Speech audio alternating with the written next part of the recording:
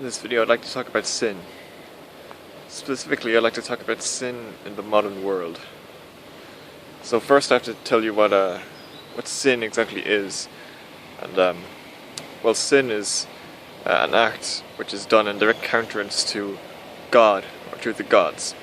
That's pretty simple. Then you must understand what God is, or who the gods are. Now, every human culture has gods and God, at least in some form or another. God, to make things simple, if we were to allocate or estimate all of the characteristics of the gods into one monotheist, God would be the sum of all those powerful forces and creative forces which drove human beings away from animals, which forged the earth, and which have ordained fate and being in life forms. The gods are real, of course, but every society has different interpretations of God, and the reason for that is the same reasons they have different cultures. Their understanding of what is necessary for their culture to exist is different in place to place because of their souls, which are created differently. And the soul itself in one culture can change a lot over time. Certain characteristics, soulful characteristics, are forgotten and others are planted in their place. And multiculturalism is the great changer of souls. It's the great destructive force in culture.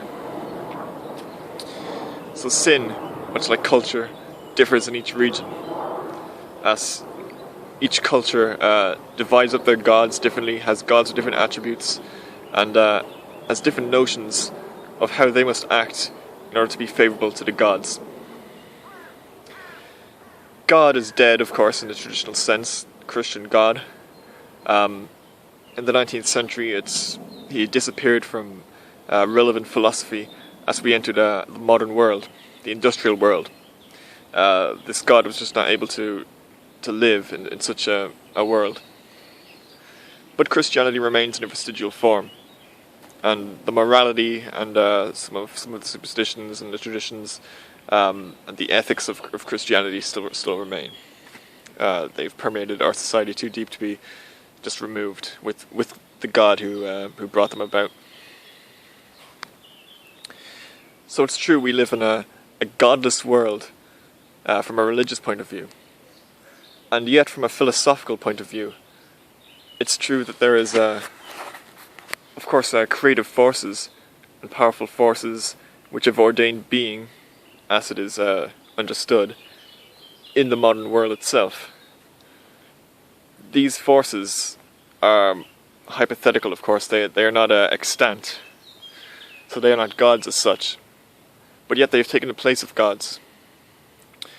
And so the modern morality and the modern way of life now enters into a sort of circle of perpetuation, where it itself is its own god, and it itself is worshipped unto itself by itself. So by simply being in the modern world and by performing the new ritual, which is everything that you do in the modern world in terms of your food production, your food obstinance, and your reproductive tradition, which is now just debauchery, and your tradition of subsistence, how you work. It's very different to how it was in the past. And hierarchy and culture and traditions as well are different, although a lot of them maintain older attributes.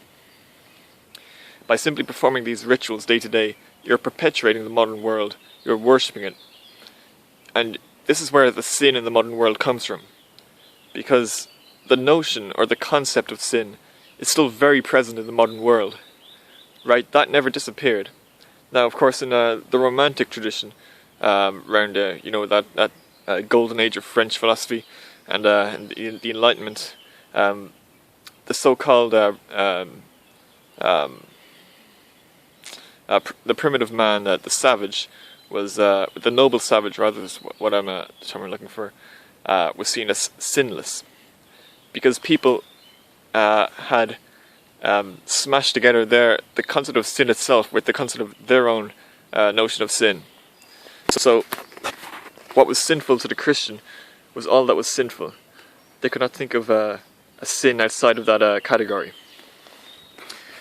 But this is very incorrect, because sin existed in the pagan world, of course, and there was a right way to live, an honourable way, and there was an incorrect way to live, and there was punishments for wrong living, right? Sometimes in the form of execution or exile, and of course people were educated to live the appropriate way. That's nothing strange. We weren't governed totally by instincts, even if our concept of sin was much more down to the earth than it is in the Christian world, where it's much more removed from being and and physicality rather, and it's something it's tied in with our notion of how we'll be when we die, rather than how we are when we live.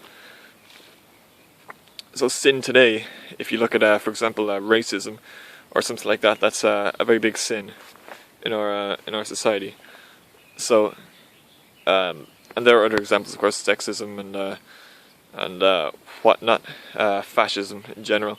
These are seen as sinful ways, and people are very scared about sin now, just as much as they ever were. Even if they've become godless and irreligious, they are still very attached to their morality. And it's the morality of the modern world, as Nietzsche described, which is the most powerful force now, which is driving our culture.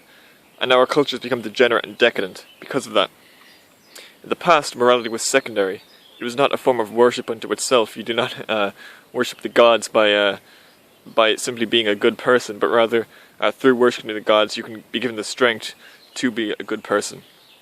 It's been flipped on its head now, and now you can be sinful and whatnot without any beneficial other beneficial factors which may redeem you. And so sin itself in the modern world is any act which goes against the notion of the modern world itself.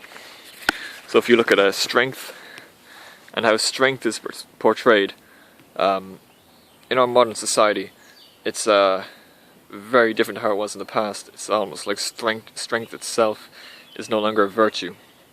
And virtue itself has become, through centuries of philosophy, it's become so far removed from anything right or honourable.